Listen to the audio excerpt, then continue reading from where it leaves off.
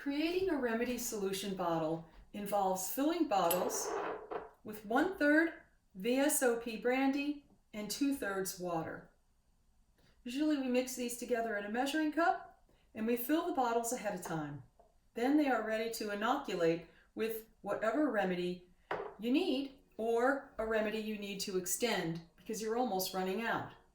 So fill the Boston Brown 1 ounce bottle, or in this case even a 1/2 ounce bottle, with 1/3 brandy and 2/3 water. Then get your remedy you're going to extend and carefully put a couple pellets in here. You don't need a lot. Sometimes a bunch will come out. There you go. Put the cap back on. You don't want to contaminate your remedy. I use spray because it works great for kids and pets. I succuss the bottom that activates the remedy in the solution. Then you write your label or have your label written and you label the remedy.